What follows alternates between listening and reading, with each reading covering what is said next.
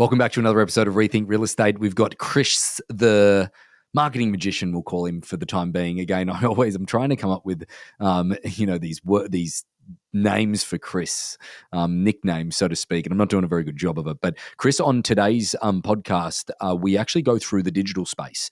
And what I mean by that, even deeper into some of the videos that we've already gone through, is just the process of how ultimately you can bring digital marketing into your business and the way of which to do it, the things that you need to refine in order to do it, and actually the how. So taking you through the Facebook platform of how you advertise and how you market to maybe already your existing database, or maybe an individual farm area, or maybe some specific properties within that area. Again, going through the actual physical how and the way that we're approaching things with Harcourts auctions and the outward reach program that we're doing as well. It's really great insight, and I think it's absolutely a section of your business now that if you believe in, you've got to have door knocking, cold callings, your sphere and your relationships and repeat and referral. This is absolutely a new department that you need to start giving some thought around. And Chris really breaks it down, certainly from my perspective, for dummies, because I have no idea what he does on a daily basis. He might not even be fully working for us. I don't know. But again, he does a great job. I hope you enjoy. Welcome to Rethink Real Estate. My name is Ben Brady, and this is a real estate podcast aimed to deliver sales strategies, marketing tips, and business insights from industry experts and myself to build a listing-focused business for the future. Let's get into it. Well, we're back with, who are we going to call you today, mate? Mate, do you know the one that sticks to my mind when it comes to you is the Gandalf of marketing? I need a bigger beard if we're going to do that, and I got to dye it white. Maybe that's my Halloween costume. No. But who was the dude with the red beard from Game of Thrones? You know the wildling. Yeah, that guy's awesome too. I like that guy. Oh, he's so good. He's jacked. Yeah, and he's way more ripped than I'll ever be, and he has way redder hair than I'll ever have. So it's close. It's close, but not that red. The Messiah of marketing, ladies and gentlemen, the Gandalf of the digital ad space, that they shall not pass. There we go. Well, folks, we want we're them back. to pass. We want them to come in. Yeah, we want them to come in. They shall click. They shall click. Well, folks, we are back with Mr. Chris Cochran today as we're going to talk about some digital ad stuff. Chris, give us a bit of an idea of what we're going to talk about today, because I think it's a topic that is something that we probably need to curb the expectations of people in the digital world. Yeah, I think the biggest thing we want to cover today is Facebook ads as a whole. And when I say Facebook ads, that's Instagram ads as well, and really just digital marketing as a whole. But I've gotten brought into a lot of real estate agents' businesses over the years. And number one thing I always hear is every time I run Facebook ads, they just don't work. So I just don't do it again. And I think we want to break down that misconception right now and show kind of the common hiccups that are happening in the real estate industry when it comes to running Facebook ads, and the reason why so many people get turned off on it. And so we'll just dive into Facebook ads as a whole today. Yeah, well, can we just quickly go through some examples of what you've seen, like some of the some of the case studies. Let's go through a couple of case studies, like from a negative perspective, so that people that are listening might be like, oh, yep, that was me. Because they run one ad, they don't get a lead from it, so therefore they say, let's not do it again. Or they do it for a long period of time and get nothing from it, and then say it doesn't work. Like what are the most use cases that you've seen when it comes to the digital space and the ad market? I would say the two most common things that I see are agents running free home valuation ads. And that's the only ad they're running. They ran that, and then they tried to get leads out of that when it comes to seller leads. One of the most tough leads to get inside of our business is seller leads. We all know that.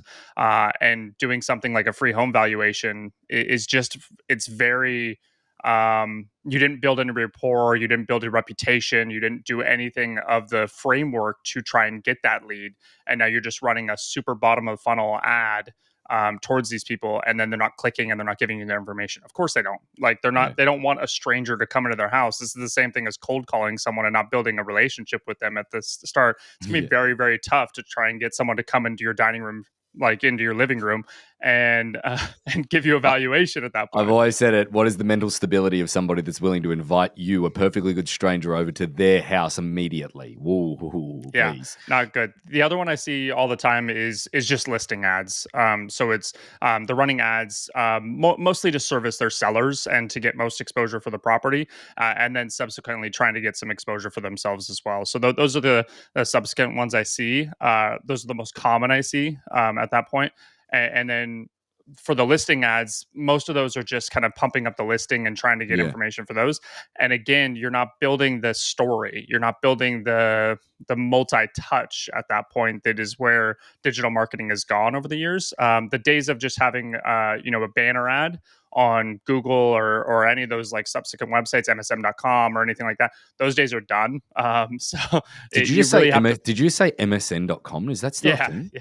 I That's think it's still still a thing. Oh, mate, CNN, people think like you're young, hip, and groovy. You've just aged yourself. Gee. well, we got to talk to our demographic. What's the average age of a realtor? So, Fair enough. Fair enough. like 55 or something. So talk to me. So again, obviously, I come into these topics with you blind because I want to be the idiot, in the equation of this, because I'm going to ask as many questions as I possibly can to understand it, just like I've done through the journey of what we're trying to do with Harcourts Auctions. So that said, is that do you think that real estate funnel ads, or excuse me, ad spend, whatever you want to say, based on the privacy law changes with all of the online stuff and everything, have you gone away from the fact that I don't think, personally, with my limited knowledge and experience, that I don't think that we can go and do ads on Facebook, Instagram, YouTube, or whatever that actually are inbound seller leads? I think that it's just more of an awareness thing now. Do you think it's changed? Because then we've got a guest that's going to be coming onto the podcast here soon, John Crom, who's built an entire business. From a buyer perspective, he gets a great deal of inbound business, but that's on a buyer perspective.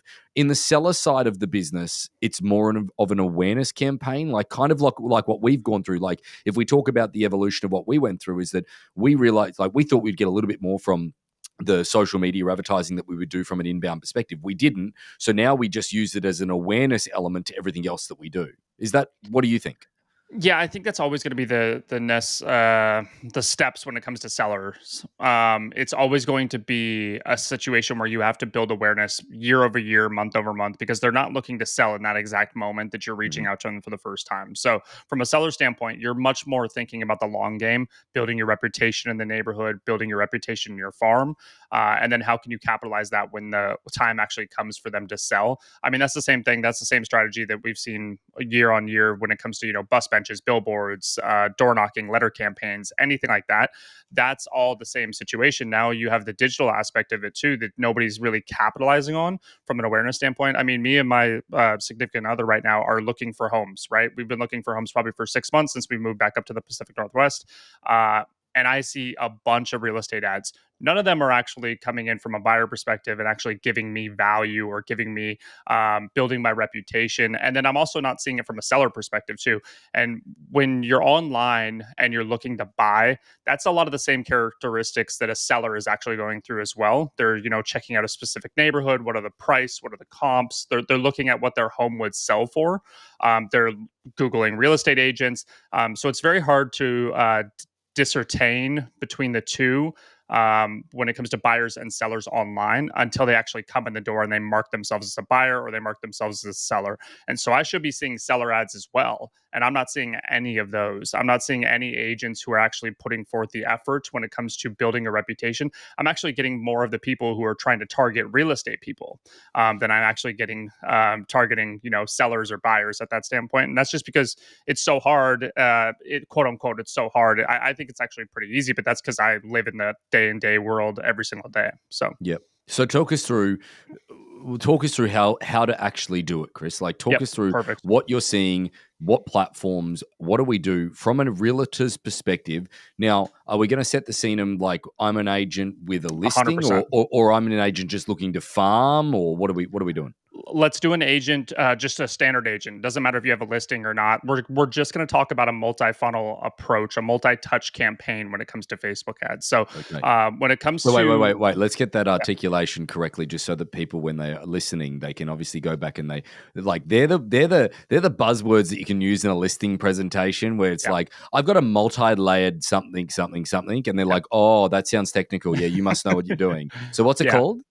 Well, I mean, I call it like a three-step multi-touch campaign when it comes to Facebook ads. Yeah. So, and this was built. Honestly, this we built this a long time ago when it came to running Facebook ads for another brokerage I was working at, and then it was really refined when I actually left the real estate industry and I was doing stuff from a B2B perspective for SaaS companies, software as a service companies, and it really shined that you don't win business on your first ad. You just don't. You need to have a story and you need to have an ongoing conversation. Even if you're not directly seeing how many people are interacting with it, you need to actually have a multi-touch campaign that's going on where we're reaching out to them in multiple different ways with multiple different information to trying to speak to their persona that's out there. Because we can't really predict who and what stage of the buyer or seller journey that they are in right now. Okay. Someone could be interviewing a real estate agent right now to sell their home, Yep. and they have already gotten the spiel from three different agents, and then you deliver an ad in front of them and you become that fourth agent. And then also they haven't interviewed any agent and they didn't even know they were going to sell until Absolutely. you prompted them. So there's so much, there's Let's such a give an vast example. variety. Let's give an example of one, like literally, that we were on the phone about prior to this. Is that Chris sends an email out to a group of agents that have had price reductions in the Washington region, and I get a phone call immediately after saying, "Hey, I just got your email. I reduced the price a week ago, and we haven't got any interest. We'd love to talk to you about using your non-distressed auction platform." That is the perfect use case, but we had to send what, Chris, 400 emails in order to get that? Well, and just to think about to that one person. So that listing's been on the market for almost 45 days now, and we've sent an email right when they first got on the market. They've seen dozens of ads. So our people see about seven different. So they see an ad from us 7 times on average right now. Those are different ads. Those are all different. I think they see a frequency of maybe 2 for each one. So they probably saw 3 different ads in that standpoint from that. So they saw an ad. They probably received 3 emails, and then they converted on the 4th email. Like that is an actual multi-touch step campaign that you actually have to go through in order for them to convert. And if we didn't send that 4th email out to them because we got scared or we thought we were going to be bombarding them or anything like that, we would have never heard from them. They're not going to pick up the phone and call from us.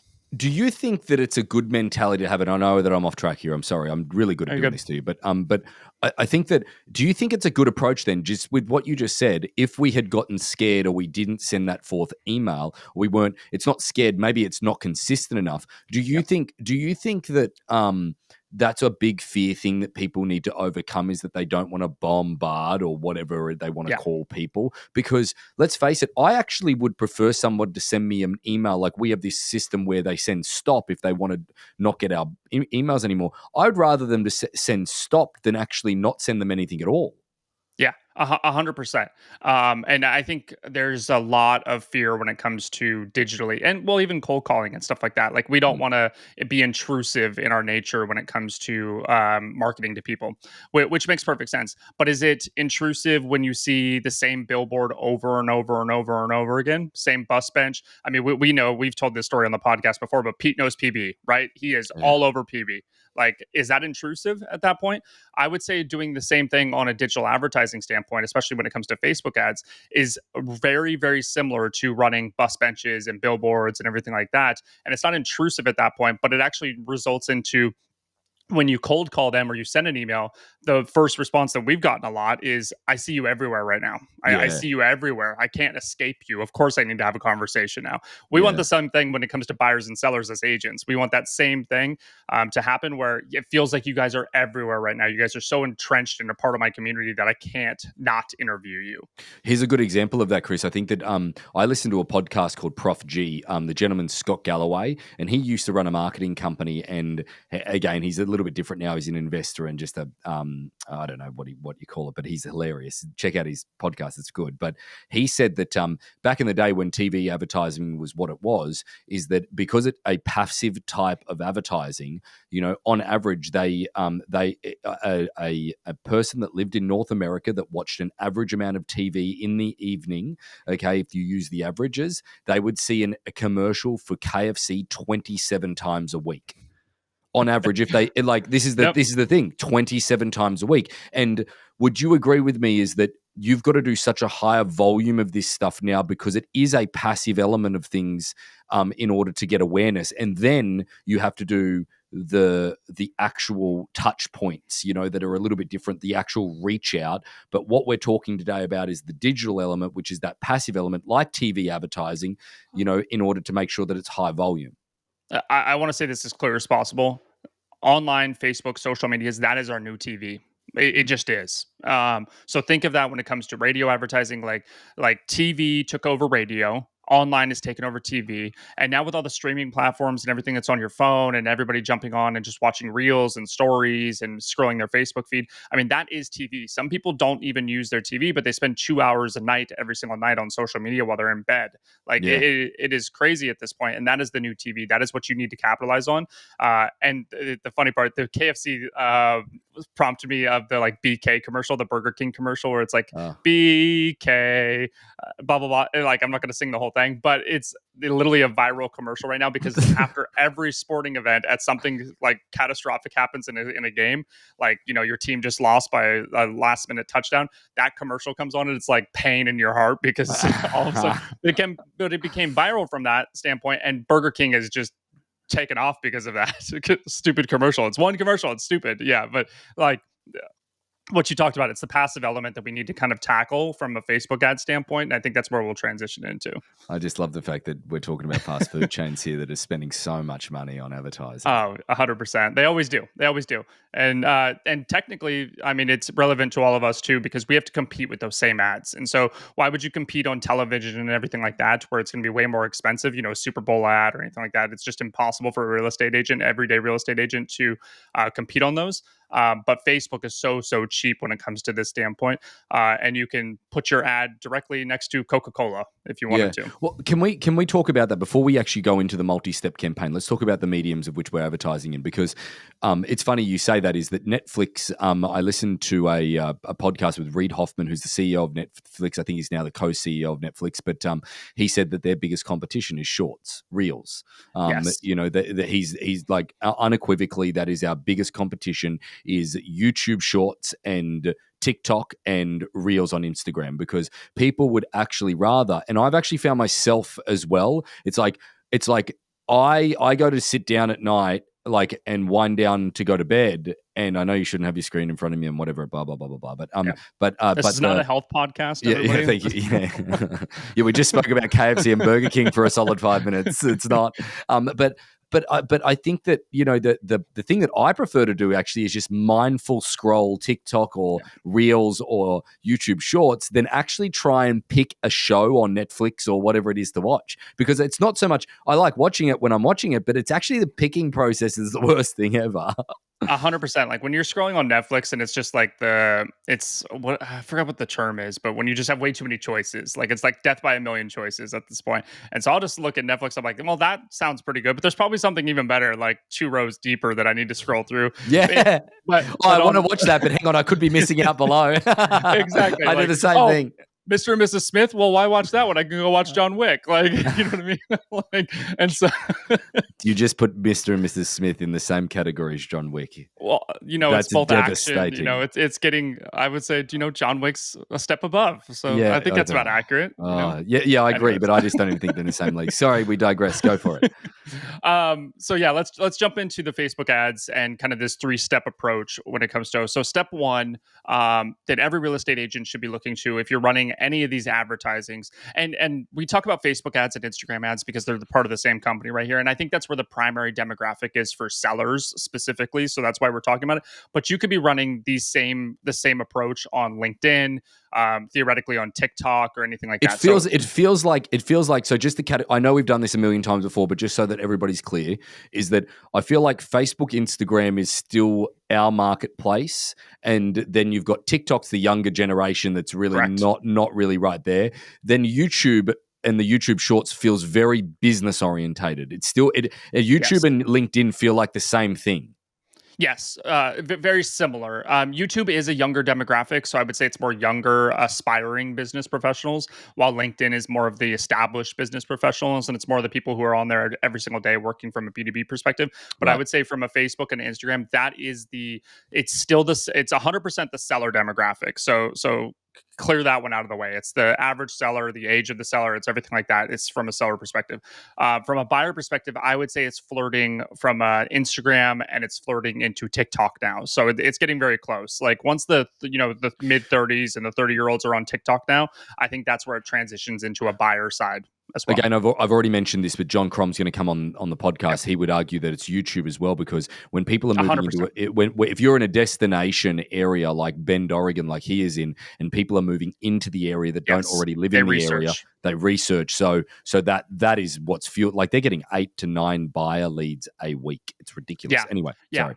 From a YouTube perspective, it's very easy to be found at that point, if that makes sense. So from when people Google, Bend, Oregon real estate being the number one video that shows up, I mean, that is going to catapult your business at that point. So Yeah. if you're in a destination city, Aspen or something like, you know what I mean? Like all those cool places, and people look it up and they want to buy real estate there, then 100%, if you're one of the first search results, whether it's, an actual article link or a website link, or it's actually just a video that if YouTube puts or Facebook puts in, or sorry, that Google puts in there because they own YouTube, then you're going to win at that point. But the 3-step approach. So step 1 from a Facebook advertising standpoint is all about awareness. So from this standpoint, it's get the most awareness possible for the least amount of money. Think of this step 1. These are the ads that you should be running. These are billboard ads. These are bus bench ads. These are your modern day version of those that are on the Facebook ad standpoint. So your goal with this is to have a broad audience, a very broad audience, and you want to just be you want to be taking over the area that you are serving. Right. So from that standpoint, you are just blanketing an entire neighborhood. So, and you could still put age parameters and everything like that. So you could say above 30 years old or anything like that from that standpoint. And you could pick specific demographics from that standpoint, but you're trying to just blanket the area. And the reason Okay. for that is it becomes cheaper for you. The Right. more segmented your audience is, from a standpoint of like, I want them to be this age, I want them to have this interest, I want them to have these job titles, blah, blah, blah. That will actually cost you more money because, you have less people to deliver to. So now you're competing against all the people who are also trying to deliver to those people. But if you're just broad audiencing, an entire farm area, for example, or an entire zip code, for example. So broad audiencing would be like, hey, this is what your market's doing would be an ad, or would it be this listing's on the market at the moment, or hey, I sold this listing in this much time? That's broad audiencing, like just a broad, Correct. generalized statement to anybody that's interested in real estate in an individual marketplace around that. Now, so just for the dummies amongst us, and including myself in that, so when I go into Facebook, is that where I do all of this, and will that do it in Instagram as well? Like Yes, how do I? correct. Okay, so go into Facebook. Where do I go? Do I go into the ad section? Is that where it is? Yep, there's an ads manager, and I actually let's go through the 3-step approach, and Okay. then we can jump into exactly the different levels of delivering an ad, if Oh, that okay. makes Cool. sense. Cool. Cool. So Yeah. I have all that kind of like thought process put in my head already, where I can jump into the different levels of the creating an ad from that No problem. standpoint. Let's do it. So from an awareness standpoint, the first ad you're going to create is a broad audience, like we talked about. That could be everything from the listings you sold to just talking about you. And so it could be, a vertical video of you walking the neighborhood. Hey, just wanted to show you this awesome neighborhood. I know you're a part of it, blah, blah, blah, blah. This is why it's special. These are what the home prices are doing. And it could just literally be a video of you talking, and it's a vertical video, and that's done. Yep. So you're talking about general broad audience. You're not talking to anybody's pain points yet. You're not talking to, just first time home buyers. You're not talking about anything like that. So think of a billboard ad, think of a bus bench ad, think of what's on those, and how you can kind of do the same thing from a digital marketing perspective on Facebook. The next awareness is same thing in step one, call it 1v2 or something, 1.2 from that standpoint is micro content to targeted audiences in there. So this is the content, and Ben, you would know what this content is. This is where we're taking actual pain points, and we're talking to them to a broad audience. So our targets are price reductions. Our targets are on the market too long. Our targets are, certainly like the perception of your property, okay, after it's been on the marketplace a period of time. All of those individual pain points that then you're explaining or you're emphasizing, so to speak. Correct. And you're still going after a fairly broad audience in this standpoint, but you can start to refine it right here to not be as big as your first campaign. So your first campaign is just this massive overhaul campaign, catch anybody in the fishing net type of situation. Yep. This one's getting a little bit more specific, and it could be everything from pain point. It could be, first time home buyers. It could be, market shift. It could be a lot of different things, downsizing. It could be upsizing. It could be moving into a school district, like little things like that. That are going on. If you don't have the budget to run a bunch of different pain points, then pick one and focus on one. And this could be, I'm trying to help military owners or help military homeowners sell their homes fast when they need to relocate. Like it could be little things like that. So pick one and focus on that. You don't have to have a large budget from that standpoint if you pick one and you focus early, but you want to make sure that you're giving valuable content away at this point. So you're giving something like, information, guide. This would be like you talked about listings, what's the market doing. This is where you're getting a little bit more specific in your awareness, and you're becoming the neighborhood expert, but you're still blanketing the entire area with awareness. So we're still focusing on trying to get the most bang for our buck at this point from that standpoint. Step two is getting very much more into the broad and segmented retargeting. So from Facebook standpoint, you actually don't need people to go to a website in order to retarget. Which people don't know. And so you can actually retarget people who look at a video on your Facebook page. So for those of us who don't know what retargeting is, what is retargeting in the dumb sense? Yeah, exactly. So retargeting is when you go. Historically, it's when someone goes to your website and you're able to deliver an ad to them directly afterwards. Now it's shifting where they take any type of action, whether it's with your ads, your Facebook page, your LinkedIn page, anything like that, or your website or your mobile app or anything like that. And then you could deliver a subsequent ad to them at that point. So think of it from that standpoint. They take any action, you can then send them a subsequent follow-up ad. And this is where kind of like it becomes really fun and really good for your business, because it actually, you start to see more conversions on this side than you do on the blanketed awareness side. It becomes fun based on the fact that you're dealing with people that already you're interested. Exactly. So imagine if you could say, all my awareness ads. So like the ones that are very broad and everything like that, everybody will watch my video 75%. Like they actually sat there and didn't skip it. Deliver them this ad right afterwards. That's where this starts to become fun, because now you actually know that those people are somewhat interested. Now, what's the level of it? Maybe they just like to watch, me talking to a camera. But like probably not. Most people don't want to listen to a realtor speak to them unless they're very, very interested. Don't look at that if you've got a podcast. It's very demeaning. Yeah, exactly. Yeah.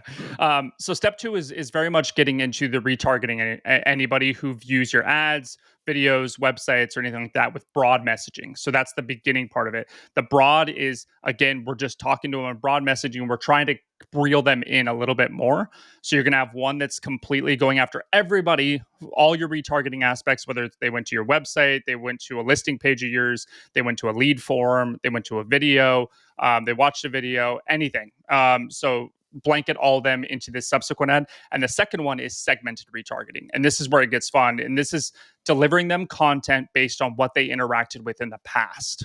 And so if they went to your website and they went to a home buyer page on your website, deliver them a home buyer ad. If they went to your website and they went to a seller, on the other side, they went to a seller, deliver them a seller related ad. And if they interacted with a price reduction, or they went and interacted with an expired listing or something like that ad, deliver them those information directly afterwards. How do you know this stuff though, Chris? Like I Yep. don't how do we know it? Like Yeah. I'm sitting back going like how do we what things do we need to look at in order to know this? So when you set up your retargeting, and again, this is just strategy from this standpoint. This webinar, podcast, whatever, is all about just the strategy of it. So you can have someone, a technical expert, go in and say, "Hey, I want to retarget all the home buyers who reach my website. Okay, here's the URL that they would need to go to on my website." And take that and put that into Facebook and say, only people who go to this URL are the ones I want to retarget. You could do that. Only people who looked at this video, this specific video, you click on the video and you say they watched it 25% of the time. I want to retarget those people. And so there's all those different things that you can say. So you basically build an audience around those things. And that audience will constantly, from a Facebook standpoint, when you set up that custom audience, that audience will constantly update itself. So these are really set it and forget it once you get them up. Now you still want to look at the budgets and make sure you're not just blowing out budgets or you're spending more than you should. But once you have it up, you're able to just kind of leave it be, and the audiences will constantly update at that point. So from a financial perspective then, okay, do you have can you give the audience an idea of what's a big spend versus what's not a big spend? I think that's probably the easiest way to do it because it obviously depends on your appetite to do it.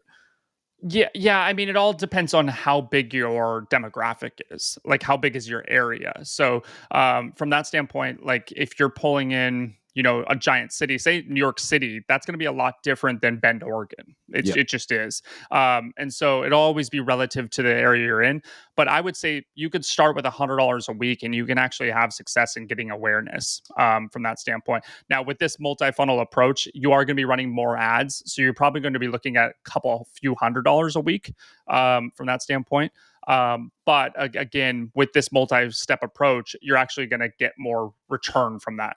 Well, I think that to give people an understanding, like the Bay Area is where we started a lot of our targeting in the first degree as a captive audience to understand what we're doing and what works and what doesn't. I know that most of the agents in San Jose are very, very tired of my face, or some of them. Some of them are saying they can't escape me. And Chris, we've really only spent what do you think, mate? Probably a couple $1,000s a month on, call it, what is it, like 1,500 agents or something along those lines, like that sort of captive audience. And maybe a little bit more, like what I mean, not money, but there's probably a little bit more of a larger audience, but like call it 1,000, 1,500 people, a couple of $1,000s a month. And literally nearly everybody has seen something from us. 100%. And I'm going to pull up the numbers right now. I know this isn't good podcasting, but I'll pull up the numbers right now when it comes to that. We've had 152,797 total ad impressions, and we probably spent a couple $1,000s. Which is nuts, right? And that's 7,000 agents that we're going after from that standpoint, 6,700 or something like that, that we're targeting. But think about how many ads they've gotten. So you could do the rough math, 150,000 divided by, 5,000 or whatever. We've reached them a lot of times. Touch points. That's what it is though, mate. Like that's the point of this. Exactly. And it's not the same content over and over and over. So people don't get ad fatigue is what it's called, but people don't get annoyed with our process or us sending them a bunch of information, because we're actually giving them valuable information over and over and over, and different topics, whether it's, price reduction, expired listings, keeping the listing, not getting market traction, little things like that are all different from their standpoint. And so they're not getting annoyed from us. They're not unfollowing our page or blocking our page or leaving nasty comments in that standpoint. So we're doing well in that standpoint. Yep. And you've got to be a little bit resilient as well, like, because you do have a lot of people that have got a lot of spare time on their hands that might put a nasty comment in one of your ads or something along those lines, or might not agree with it. It's interesting. Someone said the other night, it's like 1,000 people reviewed us at 5 stars, but then 4 people reviewed us at 1 star, and I only focused on the 1-star reviews. It's like, well, hang on a second, like you can't do that. Yeah. The worst voices, the negative voices, are always going to be the loudest voices, as sad as that is, in any business. And that's just the industry that we're in. Sadly, that's the people don't like real estate agents. categorically. I would say a lot of people, if they're your It's a friend or negative. stuff like It's a that, negative assumption. It's a negative assumption from the first degree, and a lot of people might not agree, but it is. If you are an unknown source, they're probably going to think you're too salesy in the first yep. degree of this, regardless of where you are or you're not. And then when you obviously build a relationship, it changes. But getting back to the funnel approach, we got through stage 1, we got through stage 2. So can you just reiterate all of those stages, mate? Yep. So step one is getting the most awareness for the least amount of money. That is your primary focus when it comes to step one. Step two is all about retargeting, and there's two sides to that. There's the broad and then the segmented. So broad is again retargeting anybody under the sun who's made an interaction with you. The segmented one is delivering them subsequent information that it's based on their first interaction with you. So, if they downloaded a first time home buyer guide or something like that, now the next ad that they see is a first time home buyer ad. And it's kind of trying to push them through the funnel a little bit more to then call you or, give their contact information or anything like that. So that's the main goal of step 2 is trying to push them a little bit further down to then take an action, which leads us directly into step 3, which is call to action ads. So call to action ads, that is your low hanging fruit. That is your bottom of the funnel ads. And that is going after a good amount of your audience. So it's your database. I would put your database in this one. I would put your retargeting audiences in this one. And then I put your ideal target demographic in this one as well to try and build that robust audience out. So, is it a certain age range in your farm area? Is it a certain where they work? What area will they work?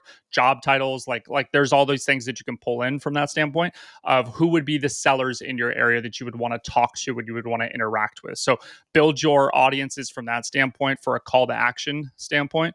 I would have one consistent call to action ad going consistently the entire time. So have one goal that you want people to take. Is that call you? Is that download something? Is that send me a message? What's is the that call easiest? to action? What's the easiest, mate? Call Because I like a lead gen form on Facebook. Facebook lead forms. Have them fill out their information: first name, last name, email address, phone number, for a free consultation, for a free private consultation. And again, that doesn't say home buyer. That doesn't say seller. That doesn't say anything like that. I've seen people do like a custom report that gives you an opinion on what your home is worth. Like, so, because a lot of people might not want to interact with you from a phone call at that point, still even then, like just saying, hey, I'll send you a custom report with an opinion of what your home is worth or something along those lines. Exactly. You could do that one. I would say you could even push that one towards more of your awareness level. You could send that probably pretty much at the top of say, download a free report of what your home is worth. That could live in your value add as an awareness level. You've built enough rapport with these people and you've built enough conversations when it comes to your ads to actually interact with you. And so that's the goal with this one is you want to actually, this is the take action mode at this point from that standpoint. So I wouldn't be worried about them not being willing to give you information at this point. Yep. Yeah, right. You've built that rapport. You've done that work at that point. So at this point, mate, you've layered it all the way through. You're doing this on a constant basis on top of everything else you're doing. We spoke about before the how, like exactly. going into Facebook and like, how do we do this? Yep. So when you go into Facebook and you have a business page up, when it comes to a business Instagram as well as a business Facebook page, you'll have a thing that's called an ads manager on the left side. So you can go into ads manager at this point. You can Google it if you can't find ads manager, but you can go Facebook ads manager and you can go into there. It'll take you in there. When you create an ad for the first time, you'll see 3 different things. You'll see campaigns, ad sets, and ads. And I'll walk through what each one means for the realtor in layman's terms at that point. So campaigns is where you set your strategy and your objective. That is, think about that as from that standpoint. So campaign is filled with all your different ad sets and your ads, but you could have different strategies and different subsequent different ad sets and ads that go in there based on your strategy. So again, these are where you would have your 3 different campaigns, your 3 different steps that I walked through in the beginning. So from an awareness level, you have different strategies and objectives. So some of the most common ones are like traffic, engagement, reach, awareness, lead generation, video views. You have all of those from a campaign's perspective. You actually have to set those on Facebook and you can't change them once you already set them up. So you want to pick one. So if I have a video and I have a vertical video of me, talking about the neighborhood, what's going on in the market this month and everything like that, and I want to get the most bang for my buck, I'm probably going to lean towards awareness, reach, or video views. And those would be my campaigns. Those would be my objectives, my strategy that I want to go from their standpoint. And then under campaigns, you can also set up the campaign budget in there. So there's this thing in there called Advantage Campaign Budget.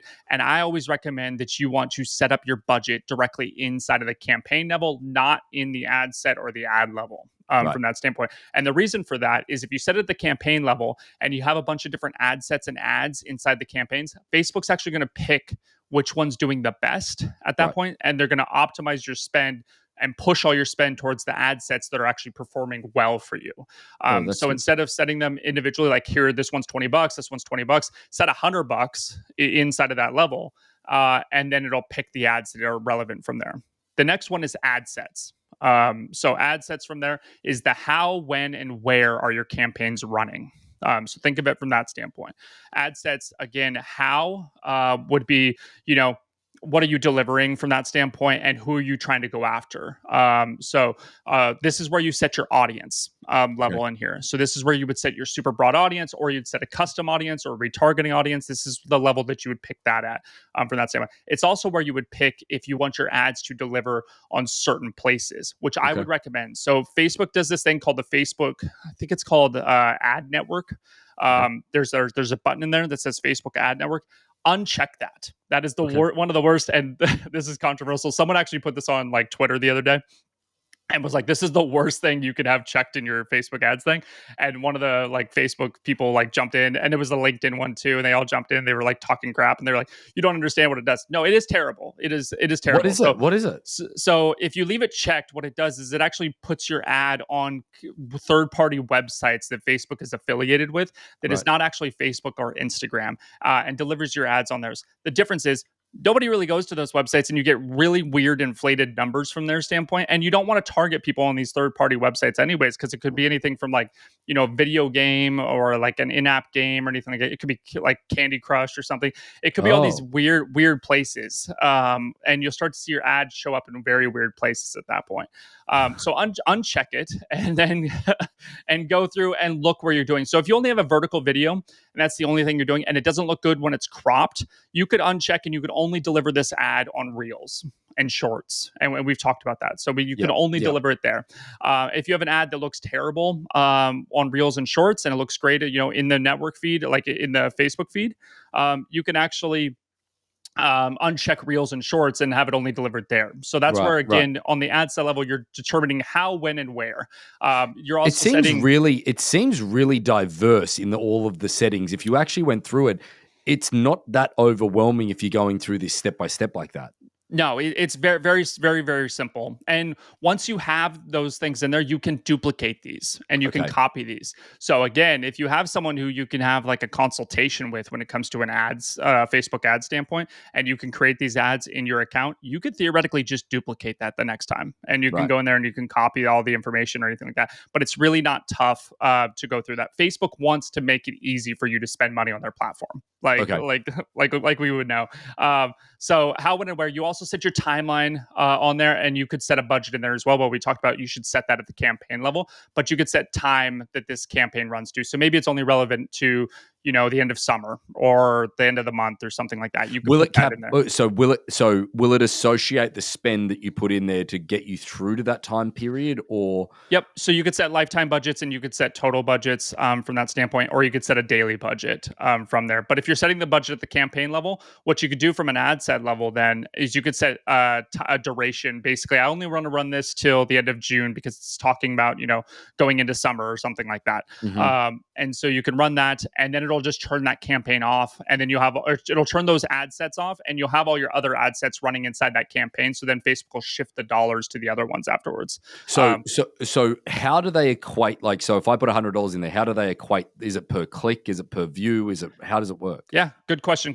It's usually per click on there, but it's also delivery.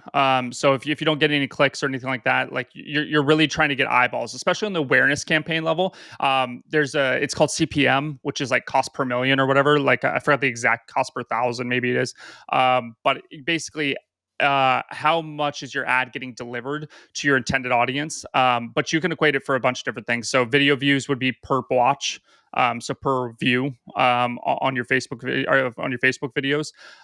So there's a bunch of different ways that it categorizes, but CPC, cost per click, is usually what you're looking at from that standpoint. But it varies. It varies very frequently. Like it could be, you can have a great ad and it could be $1 cost per click, and then you can have a crappy ad that's $7 cost per click, and you need to adjust based on those. But that's where I'm setting. If you set the budget at the campaign level, Yep. Facebook's going to adjust that for you, so you don't actually have to go in there. Right. Now, you mentioned something about retargeting before. Like, so let's say that they click on your ad and it takes you through to a website. How do you do the retargeting stuff then?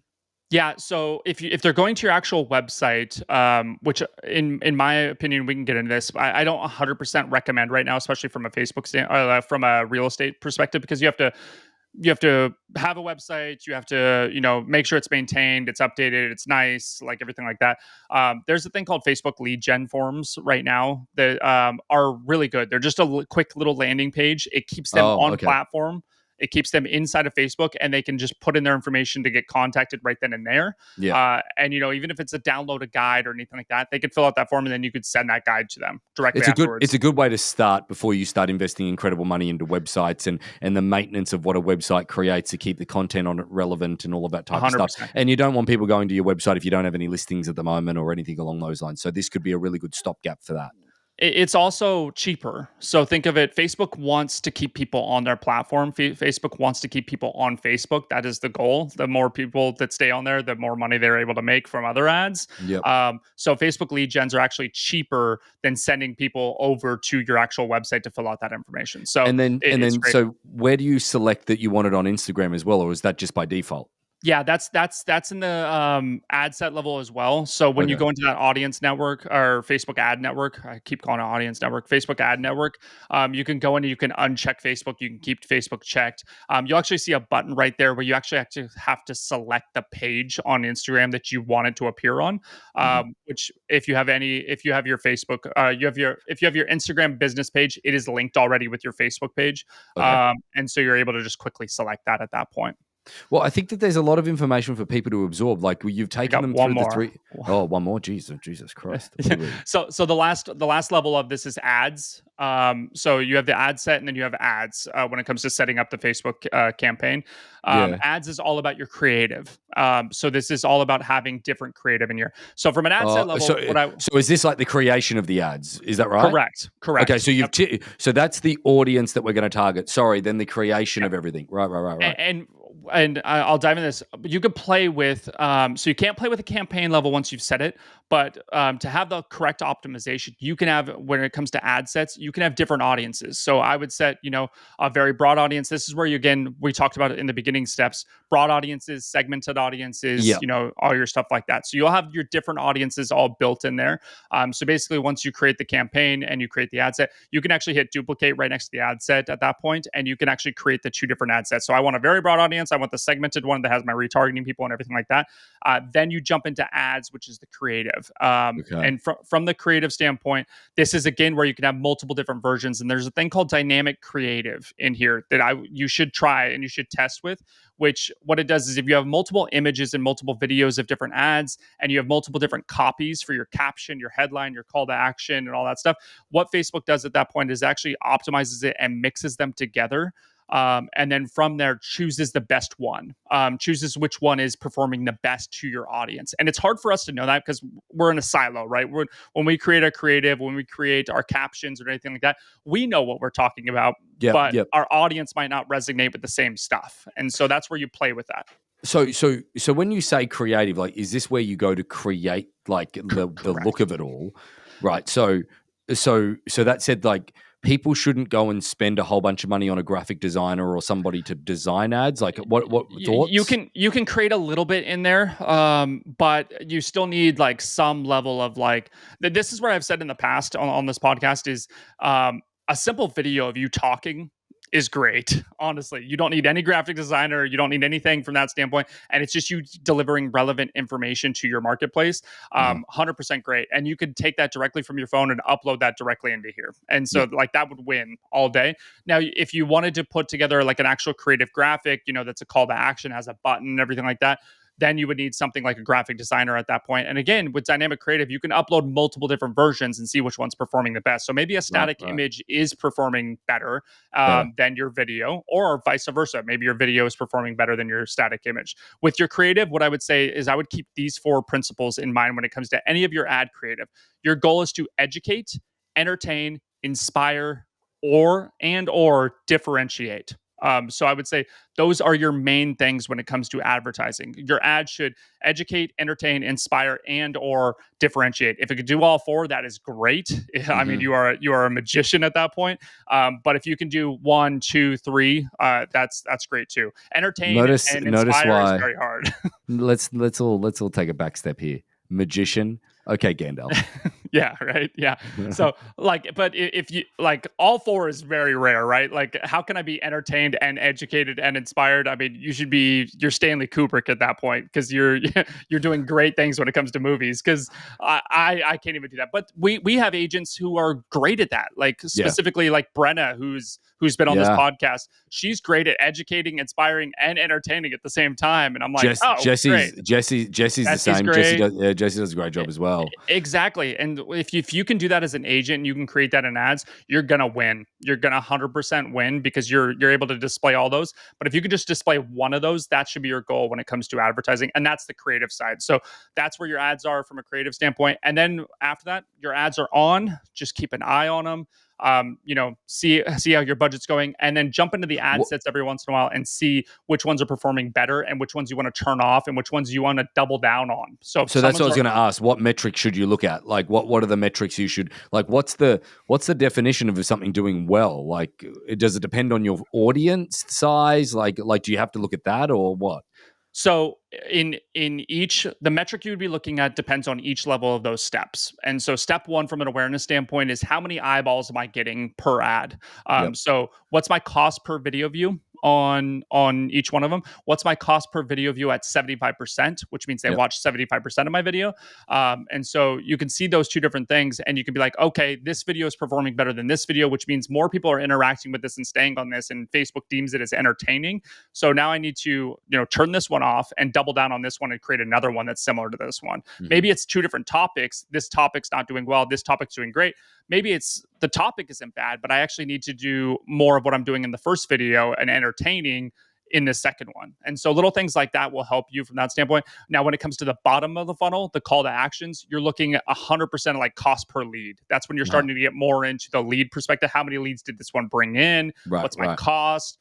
Is this one, this cost per lead is $24. This one's $32. Okay, now we have a clear winner at this point. So $24 is winning.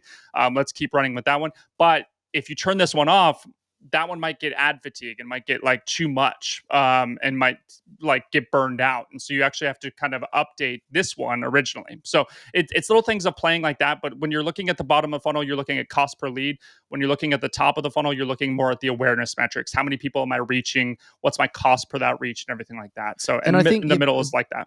but as agents, we should just be looking at what the awareness perspective. Like, I really think that just to sort of round this out at the moment, Chris, from an expectation perspective for people and come full circle to where we started, is that this isn't just about awareness. Your database should be in there and targeting. That's something we didn't really touch on. Maybe we just spend a couple of minutes on that. If I've got a list of people, Chris, that I want to Yeah. make sure that are being targeted, that are not just the general audience. Let's say I take my full database and I want to do the soft touches on them from an awareness perspective. How do I do that? Is there a place to upload that?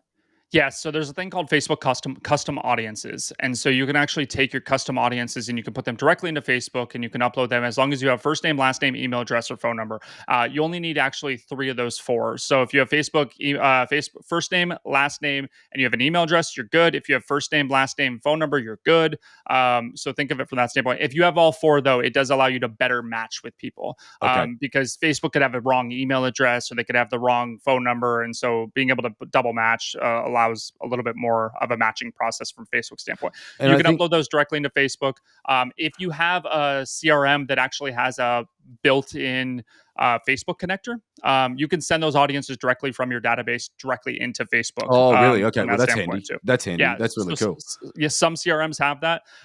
Like specifically HubSpot has that, but most real estate agents wouldn't be using those. I think there are like, I remember back in the day, Boomtown had something like that. I would assume most of them have them at this point, that you Yeah. would have to look into. But you could send the audiences directly in there. And if you send them directly from those platforms, they constantly update, actually. Oh, okay.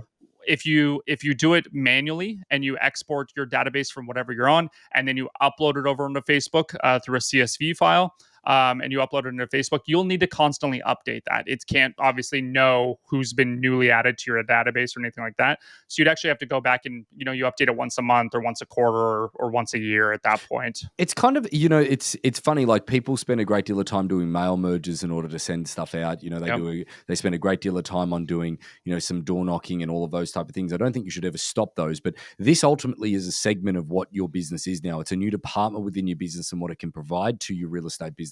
And really, like it whilst today has maybe sounded a little overwhelming and complicated to a lot of people, like I'm a dummy with this stuff. And I honestly think that from what you've told me today, Chris, I could get in there and have some type of understanding of the fact that I need to build, the awareness campaign that then is like, then the solving the problem part of it, and then the call to action part of it that then leads into then retargeting from that standpoint as well, to make sure the people that are engaging that we re-engage with on a consistent basis. How you do that is obviously then picking your audience that you're going into, and then going into the creative at that point, and having multiple different ads that are basically kind of like saying the same things in some cases and maybe not in others, and actually watching what's happening. And I think that would be absolutely fascinating to see what people are like interacting with and not interacting with. And then even then that next step in all of this is not only that is the general public in a general farm area in the general audience, then taking your database and then doing the same thing to them. It's probably more beneficial. You're going to get less unsubscribes. You might annoy them a little bit less than shooting as many emails as you are. This is the alternative to that, to ensure that you're constantly still in front of them. It just makes so much sense to me that now this is you got door knocking, you got cold calling, you got your sphere of influence and your sphere calls, and you've got your nurturing of your sphere. You've got then also your mail mergers and all of that type of stuff that you do. This is now one of those things that I think you cannot neglect anymore, because it's so easy from a passive sense in order to get there. The biggest thing too, and you nailed it with the database stuff, but I want to reiterate it. How many times do agents get mad when their cousin or their friend uses a different agent? Those are days of the past. If you have a constant campaign going to your database over and over and over, that's just, again, a passive element, because they will never forget that you're a real estate agent at that point. The only reason they're not choosing you at that point is because they secretly don't like you. And so, it's a great campaign. We can't help with that. We can't help. We're not helping at that point. I'm not a relationship coach. I think we have a couple of those who come on here.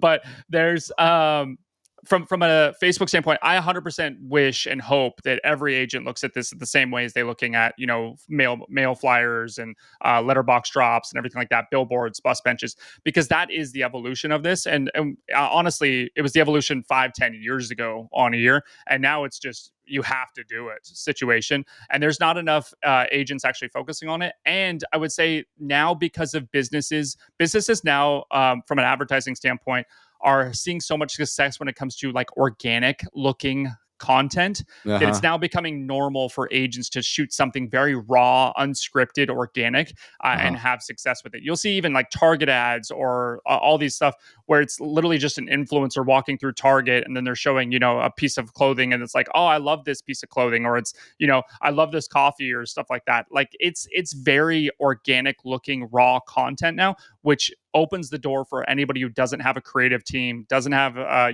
creative specialist with them, who can create these ads for them, because now it gives you the opportunity to just create raw, unscripted material and put it up as an ad, and it actually performs really, really well at this point. Yeah, what the perfection gets in the way of actually just doing something. It's the 100%. Yeah, so 100%, mate. This is literally turning on the Bowser and somebody drinking from a fire hose at this point. So I think that we've got to wrap it up there. But ladies and gentlemen, the messiah of marketing himself, I've got to come up with some new ones. I really do. So next time we jump on a podcast, I've got to do some different ones. But thanks for joining us, mate. Very, very, very interesting. Yeah, thank you. And if anybody has any questions, we're always here to help from a real estate perspective. If you are an agent and you're struggling with this, reach out anytime. My email is chris.cochran, Cochran, at harcourtsauctions.com. You know Ben Brady's email and contact information. You can reach out to him. Don't contact me about this shit. I got no idea. So that's what Chris does. Exactly. Exactly. But reach out anytime. We're here to help. We'd love to talk to you. That's what we're trying to put value into the real estate industry. And that's our 100% goal with this. So reach out anytime. Thanks, buddy. See ya. So about 75% of our audience hasn't liked, followed, or subscribed to our podcast. It would mean the world to us, and it would help this podcast more than you know to expand our reach if you were to like, follow, or subscribe on any of the platforms that you're watching or listening on. Thanks again.